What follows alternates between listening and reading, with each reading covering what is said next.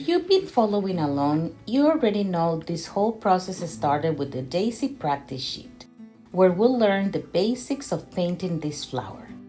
Then, we moved from using these light gray guides to painting on a blank page, and even practice on printer paper first to feel more comfortable before jumping into watercolor paper. And last week, we created our first pieces. Yay! We painted 2 bookmarks and a greeting card. And this week we are going to start leveling up your art. Hi, I'm Tanya Miller. Today I'm going to show you how to do that using color values. And if you want to practice with me, you can download the Daisy practice sheet for free in the description below. Color values are nothing more than lightness and darkness of a color. But I'm not talking about adding black to make it darker. I'm talking about how one single color can have many different values. In watercolor, this happens just by changing the amount of water. More water, lighter value. Less water, darker value. This is part of the watercolor magic. If you've ever read about color values, you might see it described like this. Color value is the range of light to dark within a color. And in watercolor, that range comes from how much water and pigment you use. So, let's start with something very simple. What if you only have one color to work with? This is actually one of the best ways to understand values. Let me do here so you understand it better.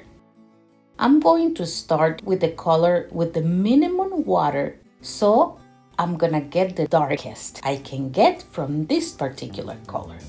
If I dip my brush into the clean water, I will get a slightly lighter color than the first one because I'm adding water.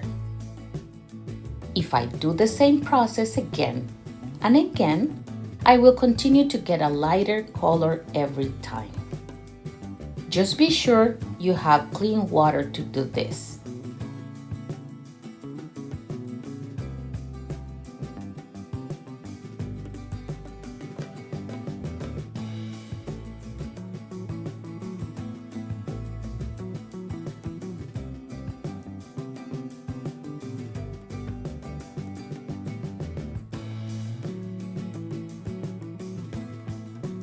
I can also do it the opposite way.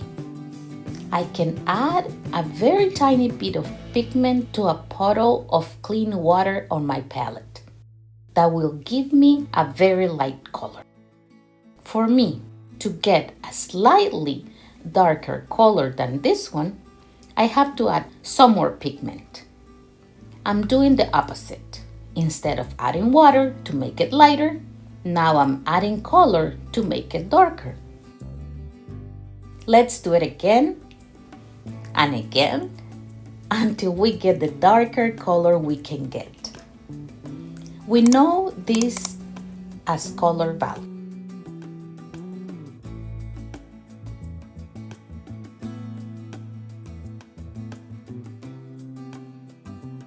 For the petals on the flowers, I already been painting with 2 different values. First round of petals lighter than the next ones exactly to get that sense of dimension and depth. Today, I'm going to paint again 2 bookmarks and a greeting card using color value so you can see the difference and how your painting can have a different look. You can try to see if you like leveling up your art with color values. It's a very nice option, but not a must. I'll start painting this bookmark using just one color, but changing the amount of water as I go. Some flowers will be very light, some a little darker, and that's already creating depth. Remember, you can always use a hair dryer or a craft dryer to speed up the dry time process. You need to wait until the previous layer you painted is completely dry to add the next one. Oh, you can already see how nice this looks just by using different values with only one color. Now I can go back and add green, just like we did last week. But now you'll notice something different. The flowers already have more dimension even before adding anything else. For this second bookmark, we will do the same. Have some lighter flowers first and then add in darker flowers on top. Always wait until the previous layer is dry to add the next one.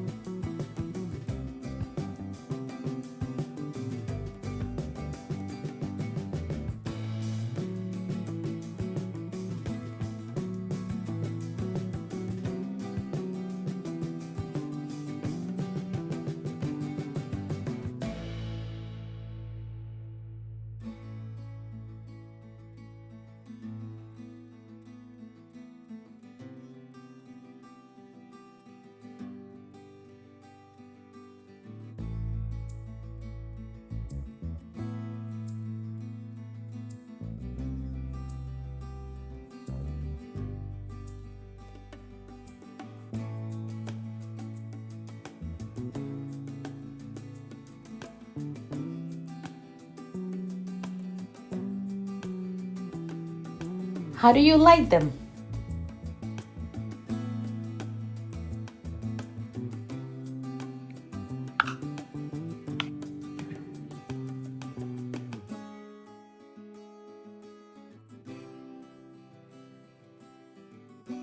Did you see the difference? Now let's do the same idea for the greeting card. I'll start with very light flowers. These will feel like they are in the background. Let this dry.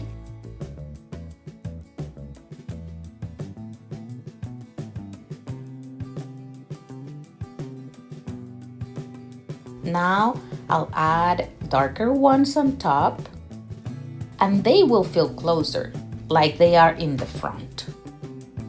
Same flower, just different values. And now you have depth.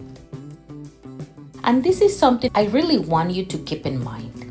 It's not that what we did before doesn't work. It's all part of the process. It's how you start exploring and finding your own way of doing things, your own style, your own preferences. There is no need to pressure yourself or compare your work with anyone else. This is part of the series, From Practice to Your Own Art. And next week, we'll keep exploring different ways to level up your art and discover new possibilities for your paintings. If there is something you'd like me to explore, maybe something you've seen somewhere else or something you're curious about, feel free to let me know in the comments.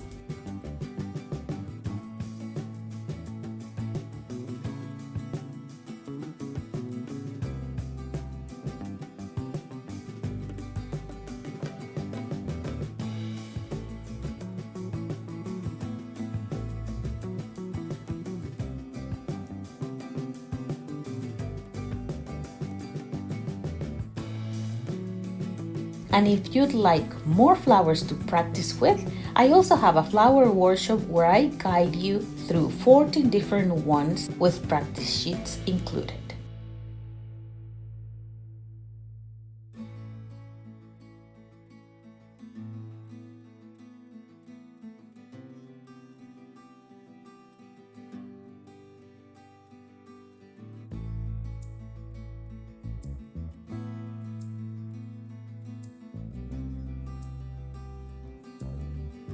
Take your time with it. Try different values, explore, and see what feels right for you. All right. Until next week, keep playing.